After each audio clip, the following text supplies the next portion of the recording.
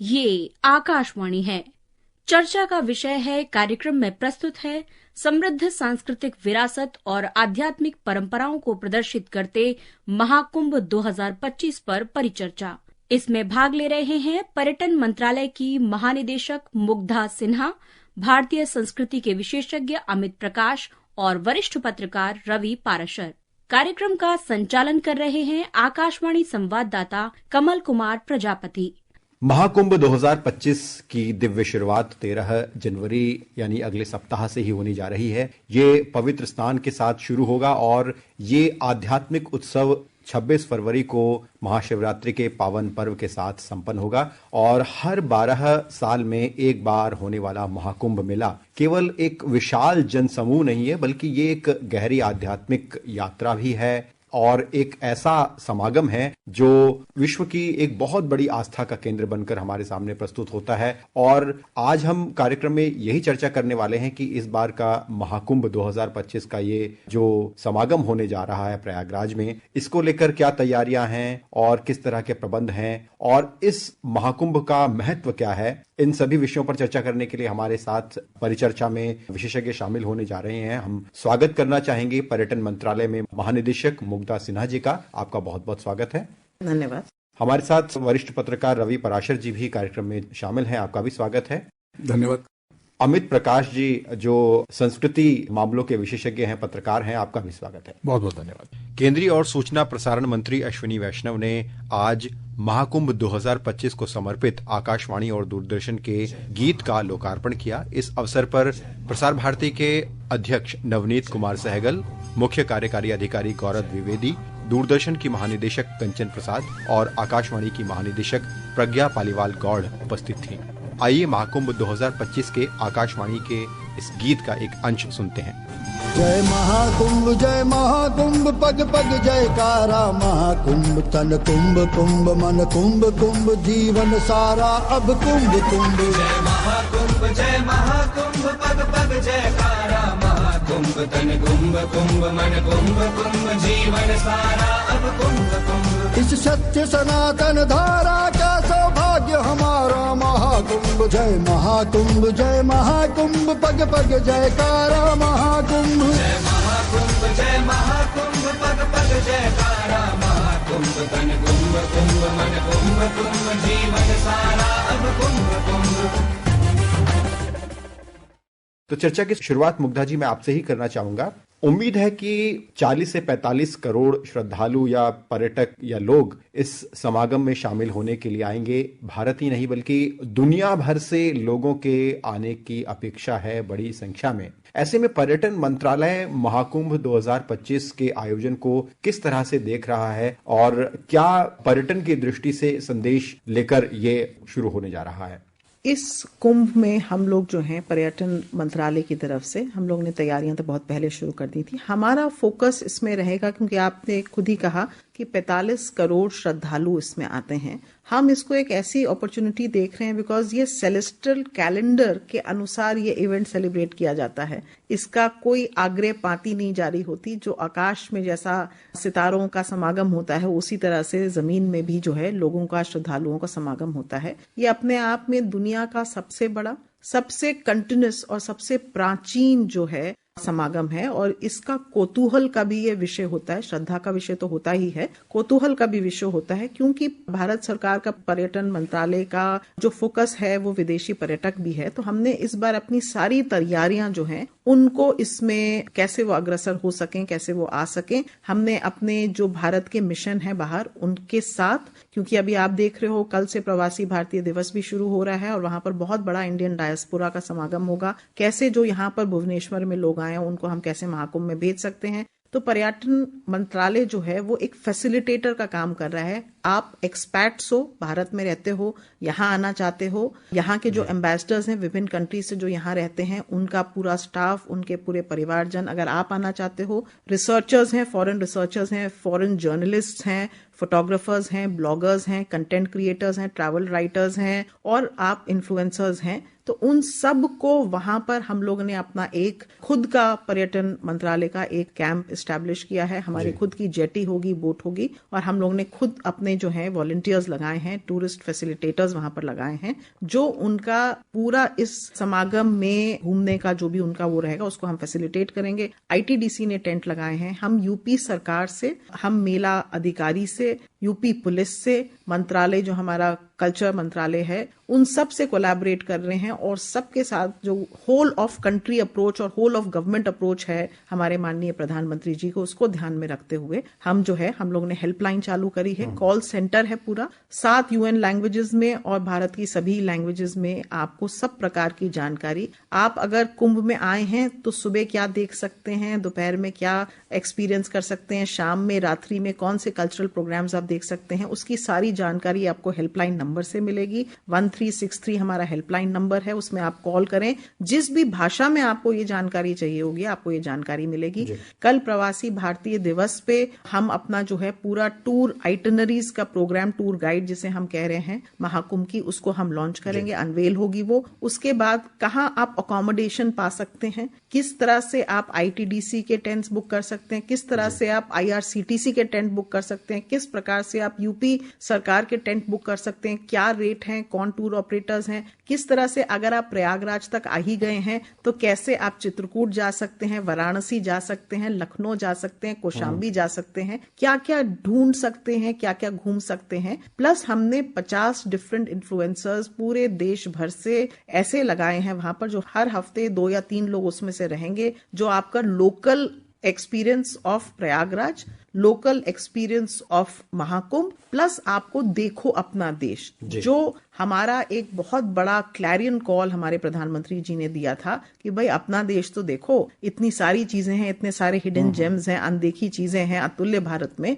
तो उस अतुल्य भारत में आप वो अनदेखी चीजों को भी तो देखिए। तो हमारे पास 45 करोड़ लोग हैं, लगभग 10 लाख विदेशी पर्यटक आते हैं, तो हम कोशिश कर रहे हैं अपने वॉलंटियर्स और सर्वे के माध्यम से कि हम देखो अपना देश को पॉपुलर करें और लोगों से जानकारी प्राप्त करें कि उन्होंने गत 1 साल में क्या भारत में घूमा है, आगे उनकी क्या आकांक्षा है घूमने की, और उनका सबसे पॉपुलर और फेवरेट अट्रैक्शन या डेस्टिनेशन हिंदुस्तान में, भारत में क्या है। बिल्कुल, और जो समृद्ध आस्था और अध्यात्म है उसके साथ साथ हमारा जो समृद्ध पर्यटन है वो भी हाईलाइट होगा महाकुंभ 2025 के जरिए, जिसको लेकर आपका मंत्रालय बहुत सारी पहल के माध्यम से इस महाकुंभ में अपनी एक बहुत महत्वपूर्ण भागीदारी निभा रहा है, जिसके बारे में हम आपसे आगे भी चर्चा करेंगे। मैं रवि पराशर जी को जोड़ना चाहूंगा। रवि जी, हम सभी जानते हैं कि ये बहुत महत्वपूर्ण भारतीय संस्कृति और आस्था का पर्व है जो 12 साल में एक बार आता है, बारी बारी से जो आयोजित होता है गंगा के किनारे हरिद्वार में, और इसी तरह से क्षिप्रा नदी के तट पर उज्जैन में, गोदावरी के किनारे नासिक में, और गंगा, यमुना और जो सरस्वती है उसका त्रिवेणी संगम प्रयागराज में। तो इस बार का ये त्रिवेणी संगम पर जो प्रयागराज में महाकुंभ का आयोजन 2025 का है, इसको आप अपनी दृष्टि से कैसे देखते हैं, कैसे इसका बहुत बड़ा महत्व है, और जिस तरह से आयोजित इस बार किया जा रहा है, बहुत सी देश भर के लोगों में चर्चा है, उत्साह है, उसको आप कैसे देखते हैं? कुंभ भारतीयता और सनातन की विराट, विभ्राट और जागृत जीवंत मूर्त रूप हुआ करता है, हम सब जानते हैं। यहाँ आकर करोड़ों श्रद्धालु आध्यात्मिक ऊर्जा प्राप्त करते हैं। पौराणिक मान्यता का भी उल्लेख कर देना चाहिए। पौराणिक मान्यता ये है कि जब करोड़ों वर्ष पहले देवताओं और दानवों के बीच में समुद्र मंथन हुआ तो धन्वंतरी भगवान अमृत कलश लेकर प्रकट हुए थे, और उसके लिए दानवों ने भी देवताओं से युद्ध शुरू किया। तो इंद्र के पुत्र जयंत उस घट को, अमृत कलश को देवलोक ले जाने के लिए वायुमार्ग से निकले थे, और उस समय जो 12 दिन का युद्ध हुआ था, उस दौरान अमृत कलश से कुछ बूंदें पृथ्वी के 4 स्थानों पर गिरी, और वो जो 12 दिन कहे जाते हैं, वो देवताओं का जो युद्ध चला था, वो मनुष्यों के लिए 1 वर्ष के समान होता है। इसलिए हर 12 वर्ष में कुंभ की परिकल्पना की गई। और पहला कुंभ का आयोजन कब हुआ ये तो नहीं पता, लेकिन सारे करीब करीब जो महत्वपूर्ण सनातन ग्रंथ हैं, प्राचीन ग्रंथ हैं, उनमें कुंभ के आयोजन का विशेष महत्व है। और ये आयोजन जो कुंभ के हैं ये आध्यात्मिक, सांस्कृतिक और सामाजिक महत्व इनका होता है। केवल आध्यात्मिक नहीं है, सांस्कृतिक और सामाजिक महत्व भी होता है। आम लोगों के साथ ही यहाँ पर हजारों लाखों साधु संत, ऋषि मुनि और आध्यात्मिक शक्तियों से प्रभावी लोग यहाँ जुटते हैं। जैसे मैंने कहा, धर्म ग्रंथों में हर कुंभ के महात्म का बहुत विस्तार से वर्णन है।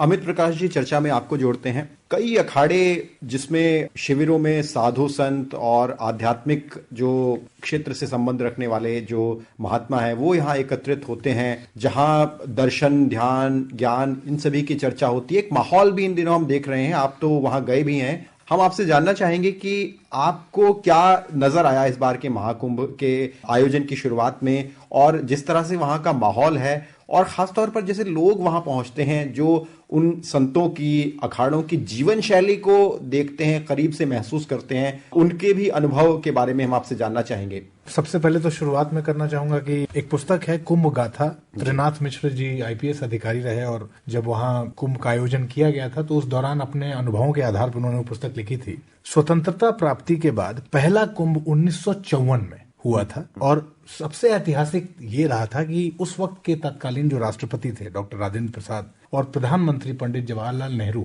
वो शामिल हुए थे उस कुंभ में। और पहला महाकुंभ हुआ था 1977 में, ये उनकी पुस्तक में लिखा हुआ है। सबसे बड़ा इस समागम में, जैसा रवि जी भी बहुत सारी चीजें बता रहे थे, बट नागा साधुओं का वहां जो अखाड़े हैं, उन अखाड़ों की जो पेशवाई निकलती है, ये हमेशा से वहां की जो एक गौरव गाथा है उस कुंभ की, उसमें इस पेशवाई का, इन अखाड़ों के निकलने का, नागा साधुओं का। और मैं जब इस बार गया था तो मेरी कई साधुओं से बातचीत हुई, और एक जो बड़ी बात निकल के आई उसमें वो ये कि महाकुंभ एक ऐसा आयोजन होता है जिसमें पहाड़ों की कंदराओं में तपस्या कर रहे साधु 12 साल में एक बार निकलते हैं प्रयागराज आने के लिए। और वैसे बहुत सारे साधु वहां पहुंचे हैं पूरे देश के अलग अलग कोनों से। और इस वक्त जो मैं देख के आया, 13 से 14 किलोमीटर का जो पूरा क्षेत्र है, उसमें कल्पवास का क्षेत्र है, उसमें अलग अलग टेंट्स हैं। जैसा मुग्धा जी ने बताया कि जो व्यवस्थाएं इस तरफ पर्यटन विभाग, पर्यटन मंत्रालय की तरफ से की गई हैं, भारत के जिन हिस्सों से लोग यहाँ पहुंचने वाले हैं, उसमें इस बार का कुंभ मैं आपको कहूंगा कि इस बार का महाकुंभ और उस आयोजन की सबसे विशेष बात यह है कि इस बार के महाकुंभ में दुनिया की जो हम कहें वैश्विक स्तर पे इतना बड़ा महाकुंभ इससे पहले आयोजन नहीं हुआ था। और अंग्रेजी में लोग कह भी रहे थे, world is eyeing on India. अभी पूरी दुनिया भारत की तरफ देख रही है कि इस महाकुंभ के आयोजन में जो लोग जुड़ने जा रहे हैं, और कई सारे इस बार महामंडलेश्वर में आपको बताऊं, अलग अलग देशों की महिलाएं इस बार उस पेशवाई में, कोई जापान की महिला है, कोई अमेरिका की महिला है, कोई फ्रांस की महिला है, उनको महामंडलेश्वर बनाया गया है और वो अखाड़ों में इस बार विराजमान रहेंगे।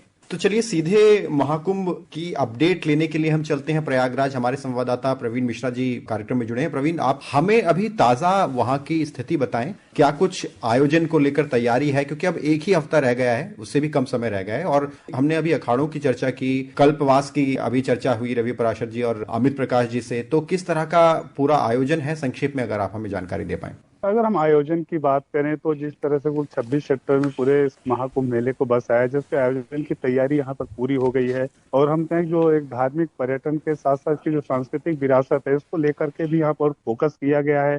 और यहाँ के जो मंदिर को सौंदर्यीकरण किया गया है, जिससे लोग आए तो यहाँ की जो सांस्कृतिक विरासत है उससे जुड़े। और साथ ही साथ जो मेले में देश के कोने कोने से लोग जो आएंगे उनके लिए यहाँ पे एक टेंट सिटी बनाई गई है अरेल साइड में। साथ ही साथ यहाँ पे हेलीकॉप्टर से भी जो पर्यटक आएंगे उनको भी घुमाने की जो व्यवस्था की गई। मतलब प्रशासन जो यहाँ की जो तैयारियां जो किया है वो उच्च स्तर की गई, चाहे सुरक्षा की बात हो, चाहे पर्यटन की बात हो, चाहे स्वच्छता की बात। खास करके हम स्वच्छता की बात करें, जो पिछला 2019 का जो कुंभ था उसमें स्वच्छता को लेकर के जो पूरे विश्व में एक संदेश गया, उसको दोहराने की तैयारी है। और स्वच्छता के लिए जो यहाँ पे मानक बनाए गए हैं, ऐसा मतलब लगता है कि अगर मेले में आप घुस रहे हैं तो प्रवेश कर रहे हैं और जिस द्वार से, तो ऐसा लगता है कि हम किसी यहाँ पे एक स्वरम स्थान पर आ गए हैं। एक ऐसा यहाँ पे वातावरण को जो है क्रिएट किया गया है। पूरे संगम क्षेत्र में जो महिलाओं के लिए अलग से चेंजिंग के रूम बनाए गए हैं। कुल मिला के जो सुरक्षित कुंभ, स्वस्थ कुंभ की जो परिकल्पना की गई है, ग्रीन कुंभ की कल्पना की गई है, वो पूरा इसमें देखने को जो मिल रहा है। और एक जो महत्वपूर्ण बात यह है कि खासकर हम पर्यटन की बात करें, जो यहाँ पे श्रद्धालु आएंगे उनके खान पान के लिए फूड कोर्ट भी बनाए गए हैं।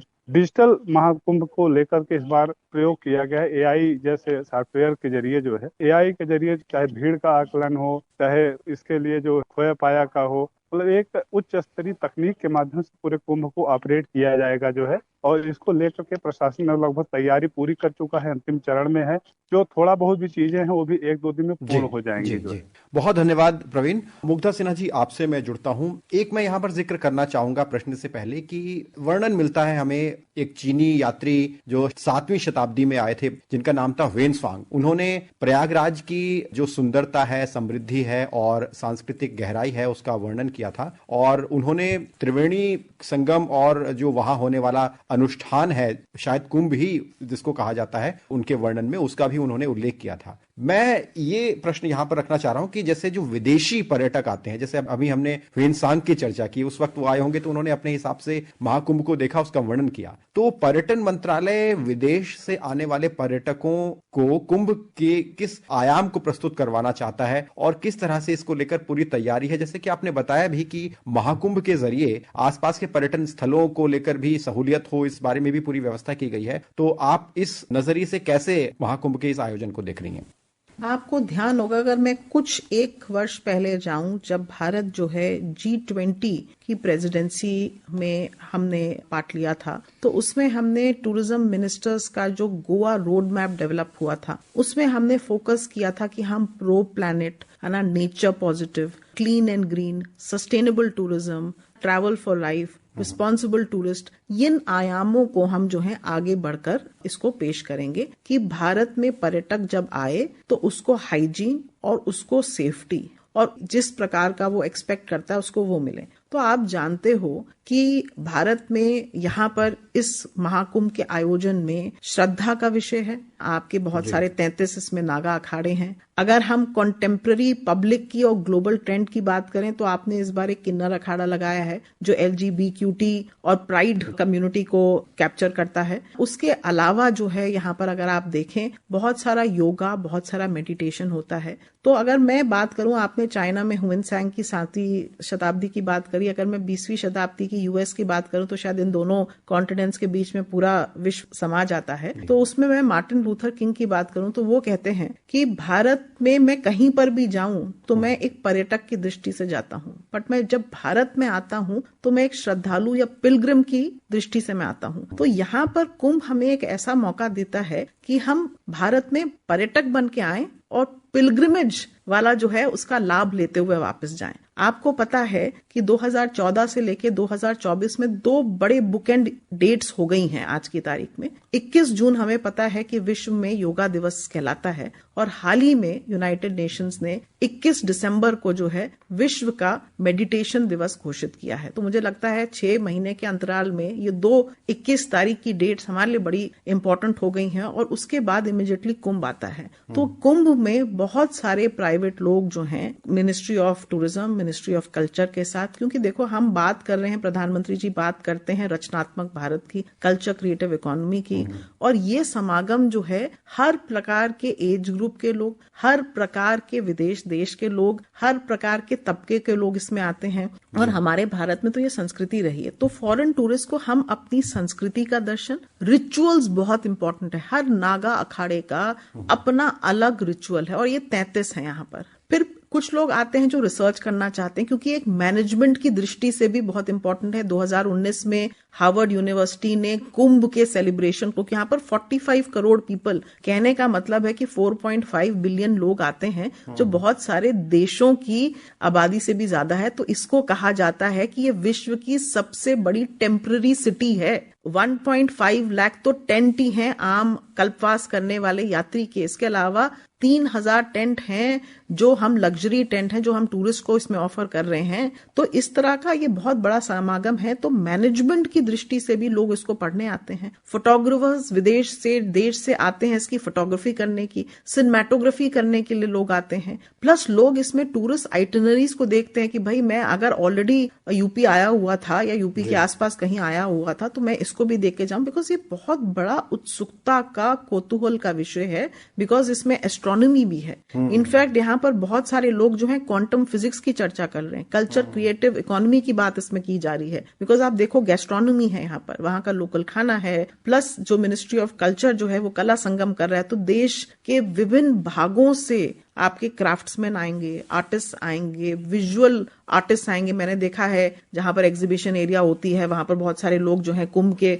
बहुत सारे दृश्यों को अपनी इमेजिनेशन से कैप्चर करते हैं, तो विदेशी वो भी देखना चाहते हैं, बहुत सारे विदेशी उसमें पार्टिसिपेट भी करते हैं जो आर्टिस्ट हैं। फिर उसके अलावा विभिन्न प्रकार के जो है म्यूजिकल परफॉर्मेंसेज होंगी, नृत्य होंगे। तो आपको भारत की झांकी एक ही मतलब 2 महीने के अंदर अगर आप वहां आते हैं किसी भी समय, तो आप पूरे भारत में मटेरियल, स्पिरिचुअल, अर्थ, काम, मोक्ष, ये जो हमारे सारे जो 4 पिलर्स हैं, उन सब को आप यहाँ पर एक उससे एक्सपीरियंस कर सकते हैं। और आप देखिए तो सही कि इतने पुराने काल से, क्योंकि आपने मेंशन करी कि समुद्र मंथन, और समुद्र मंथन से लेके हम आज तक हम इस एक कुंभ का आयोजन कर रहे हैं, और केवल आकाश में तारे नक्षत्र देख के हम डिसाइड कर लेते हैं कि हमें ये प्रोग्राम कब शुरू होगा, किस धरती पे शुरू होगा। आई डोंट थिंक पूरे विश्व में इस प्रकार का इवेंट कहीं पर होता होगा जिसमें एंटिक्विटी भी है, जिसमें कॉन्टेम्पररी मॉडर्निटी भी है। तो मैं तो सभी को आपके चैनल के माध्यम से आह्वान करूंगी कि आप प्लीज आइए और देखिए, क्योंकि आपने अगर ये नहीं देखा तो आपने फिर कुछ नहीं देखा।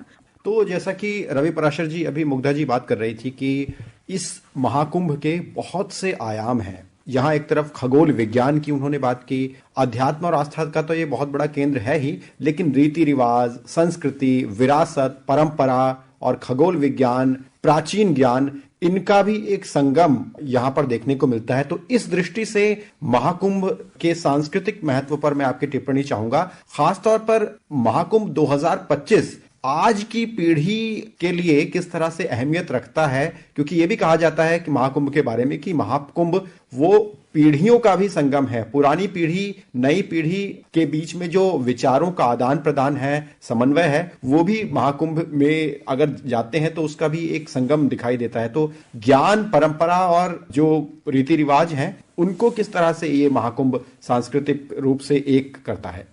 देखिए, आपने युवा पीढ़ी का प्रश्न उठाया। ये सही है कि आज के दौर में युवा पीढ़ी अपनी जो जड़ें हैं, सांस्कृतिक सनातन की जड़ें हैं, उनसे थोड़ी सी कटी फटी हो गई है। लेकिन इस तरह के आयोजन जब होते हैं और पूरे वैश्विक उमंग जोश के साथ होते हैं, तो नई पीढ़ी को वहां पर, और मैं तो माता पिता से कहूंगा कि अपने युवा होते बच्चों को अवश्य ले जाएं। वहां पहुंचकर भारत का स्वरूप असली क्या है ये वाकई समझा जा सकता है। कुंभ एक ऐसी जगह है जहां संस्कृतियों का बड़े पैमाने पर आदान प्रदान होता है। और एक बात और कहना चाहूंगा कि अनेकता में एकता का भारतीय मूल मंत्र अगर समझना है तो कुंभ एक ऐसी जगह है जहां पर आप उत्तर, दक्षिण, पूर्व, पश्चिम, जहां की जो संस्कृति है, खान पान है, वेशभूषा है, परंपरा है, नृत्य कलाएं हैं, सांस्कृतिक कलाएं हैं, वो ये सब का अनुभव आप एक जगह पर जाकर ले सकते हैं। और दूसरी एक बात और है कि वहां जाकर, इस बार प्रयागराज में जाकर आप ये भी देख सकते हैं कि समाज के साथ साथ साधु संत और प्रशासन किस तरह से एक होकर के इतना बड़ा आयोजन बिना किसी विघ्न बाधा के संपन्न कर पाते हैं, जिसमें दुनिया भर के भारतवंशी विदेशी नागरिक, भारत के करोड़ों लोग, 40-45 करोड़ जिसको कहा जा रहा है, मुझे लगता है इससे भी कहीं ज्यादा श्रद्धालु वहां न उमड़े। अनेकता में, जैसा मैंने कहा, एकता का भारतीय मूल मंत्र अगर समझना हो तो कुंभ में जाइए। विविधताओं में एकता का सामंजस्य यानी तालमेल किस तरह से होता है ये देखना है तो युवा पीढ़ी को कुंभ में जरूर ले जाना चाहिए। योग और ध्यान की बात अभी मुग्धा जी ने की, ये विशुद्ध सनातन परंपराएं हैं, इनका किस तरह से निष्ठापूर्वक, हठ पूर्वक, सहज रूप से किस तरह से प्रतिपालन भारतीय सामाजिक व्यवस्था में होता है, ये वहां साक्षात आपको देखने को मिल सकता है। और एक और बहुत महत्वपूर्ण बात मैं कहना चाहता हूं कि जो सनातन भारतीय मनीषा कहती है कि सर्वे भवन्तु सुखिनः सर्वे सन्तु निरामयः और ओम सहनौ भवतु सहनौ भुनक्तु सह वीर्यं करवा वही तेजस्विनावधीतमस्तु, और G20 का भी जिक्र किया, उसका जो ध्येय वाक्य था वसुधैव कुटुंबकम, ये भारतीय सनातन मनीषा ही ऐसा बोलती है। तो इस हिसाब से देखें तो कुंभ जैसा आयोजन, दुर्लभ आयोजन, विरला आयोजन, दुर्लभ संयोग दुनिया में अन्यत्र कहीं नहीं देख सकते। और भारतीय जो ज्ञान, विज्ञान, ध्यान की जो सारी मुख्य धारा की परंपराएं हैं, वो सारी धाराएं आपको कुंभ में देखने को मिलती हैं। और एक और चीज कही जाती है वैज्ञानिक रूप से कि हर 12 साल में ये जो आयोजन होता है, इसमें करोड़ों लोग एक जगह रुकते हैं। कुछ लोग स्नान के तुरंत बाद चले जाते हैं, बहुत सारे लोग वहां पर अलग अलग दिनों तक कल्पवास करते हैं। तो कुंभ के उसी जल में स्नान करके हर्ड इम्यूनिटी वो कायम की जा सकती है, जो अगले 12 वर्ष तक हमें निरोग करने में बल देती है। अमित प्रकाश जी, आप इस महाकुंभ को अपने स्तर पर भी बड़ी व्यापक तरीके से कवर कर रहे हैं, तो इस बार दो बड़े पहलू इस बार महाकुंभ के जिस पर मैं आपकी टिप्पणी चाहूंगा बड़े महत्वपूर्ण हैं। एक तो ग्रीन कुंभ, जिसकी अभी हमारे संवाददाता चर्चा कर रहे थे कि स्वच्छता और जो इसका हरित पक्ष है उस पर बहुत ध्यान दिया गया है, जिससे कि सतत आयोजन हो इस महाकुंभ मेले का। और दूसरा तकनीकी प्रयोग, जैसे कि डिजिटल महाकुंभ बनाने की ओर प्रयास करते हुए आर्टिफिशियल इंटेलिजेंस का भी इस्तेमाल इस बार हुआ है, चैटबॉट है,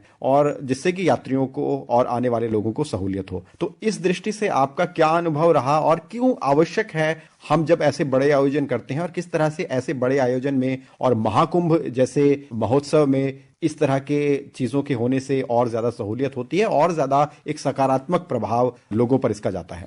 इस बार सरकार की तरफ से एक बड़ा विशेष आयोजन है। वैसे तो वहां देखने के लिए बहुत सारी चीजें हैं। 12 ज्योतिर्लिंग दुनिया के अलग अलग हिस्सों से आने वाले, अलग अलग देशों से आने वाले, या तो वो भारतवंशी हो या वो विदेशी हो, अगर वो भारत आ रहे हैं, 12 ज्योतिर्लिंग एक साथ नहीं कर सकते हैं, तो उसी कुंभ में संगम के किनारे सरकार ने 12 ज्योतिर्लिंगों का एक भारत के मानचित्र के आकार में एक पार्क बनाया है। अगर उस पार्क में आप जाएंगे तो आप 12 ज्योतिर्लिंग एक साथ देख सकते हैं।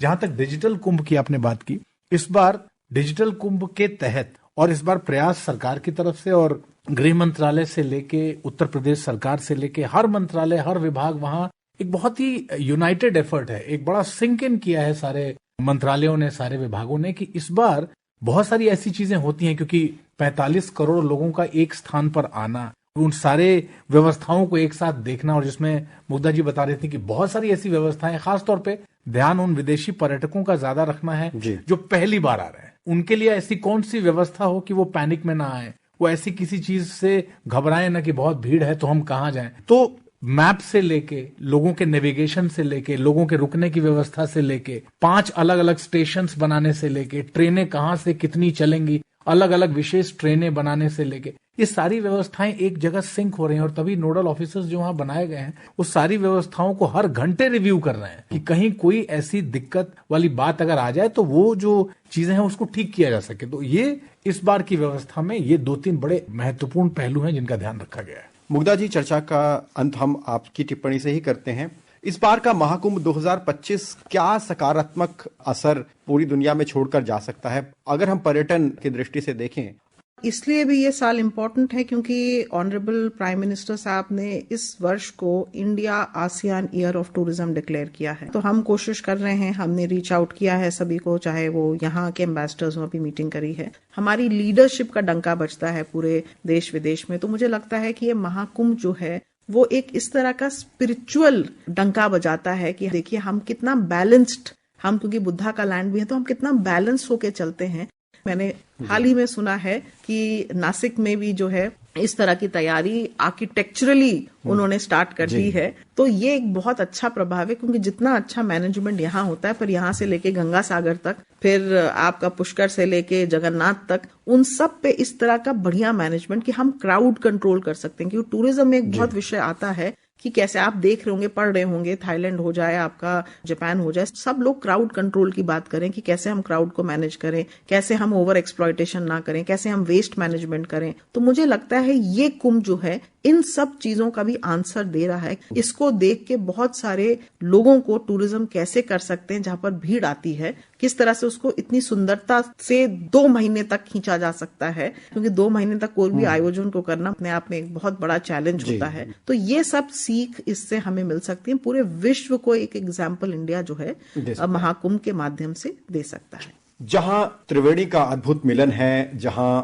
वेणी माधव की दिव्य शक्ति का वास है, जहां सोमेश्वर का आशीर्वाद बरसता है, जहां ऋषि भारद्वाज ने तपस्या की, जहां भगवान नागराज वासुकी का विशेष स्थान है। कहा जाता है कि जहां अक्षय वट की अमरता का रहस्य छुपा हुआ है, जहां स्वयं ईश्वर की कृपा है, वहीं जो तीर्थ स्थान है प्रयागराज, इस तीर्थ स्थान पर इस बार महाकुंभ 2025 का आयोजन होने जा रहा है। और हम अपेक्षा करते हैं कि जो 40 से 45 करोड़ की संख्या होने वाली है उसमें हमारे श्रोता भी अपनी उपस्थिति को शुमार करेंगे।